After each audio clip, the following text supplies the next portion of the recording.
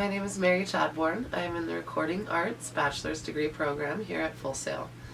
Today I'm going to be talking about one of my favorite producers of all times, Quincy Jones. Quincy Jones is known to work with some of history's most talented musicians. He's worked with people like Aretha Franklin, Dizzy Gillespie, Frank Sinatra, Ray Charles, and Michael Jackson, all of whom are extremely influential to music history. But I'm pretty much getting ahead of myself, so let me start from the beginning.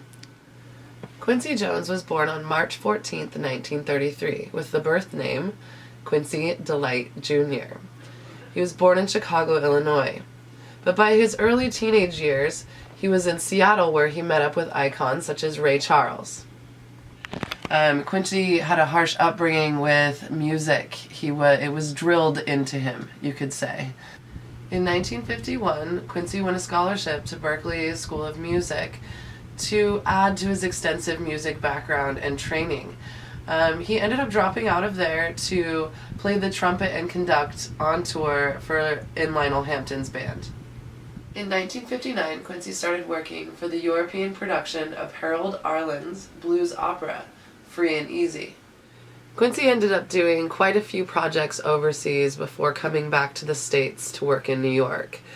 Once he got back to New York, he started arranging and composing, as well as recording talents such as Sarah Vaughan, Duke Ellington, Aretha Franklin, and Count Basie as well. While dealing with such large talents and so many musical projects, Quincy was also working with Mercury Records. Quincy at this time held an executive position with Mercury Records, allowing him to be one of the very first African American men to hold such a position. Quincy has been nominated for 79 Grammy Awards and received 27 of them.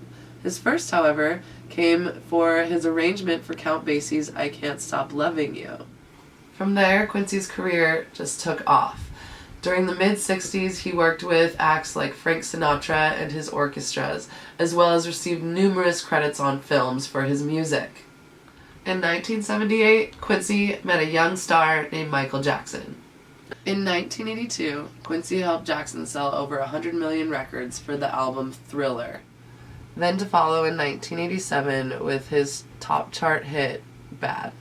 Quincy and Jackson were not only great colleagues, but they were good friends. After the album Bad, Quincy pushed Jackson to find another producer to keep him up to date and more current. The other producer's name is Ted Riley. In 1985, he did We Are the World, which was a fundraiser for the people affected by the famine in Ethiopia. In 1985, he also did The Color Purple. Whenever he was producing other people, he was known to sculpt their sound in the studio and outside of the studio as well. The reason I chose Quincy for this project is because I remember growing up when his personal album, Back on the Block, came out. I remember singing along to that and playing that song all the time. It was one of my favorites and still is. After I listened to that so many times as I grew up, I started looking into who Quincy had produced and what he had worked on and with who. And it's actually almost shocking to me because he's had a hand in most R&B, pop, and jazz music over the last many decades. It's hard to believe that one man can actually have the ability to have the time to do all of the projects that he's worked on. There's a passion that was instilled in him from when he was younger that stuck through all of his work and came out in all of his projects. He had a talent for seeing talent. He had a talent for bringing out the best in people's ability. People like him are inspiring to look at someone's work like that, to see all the hard work put into it and all the talent that comes out of one person. It's inspiring, and it pushes me to try harder and do more in this industry. Thank you.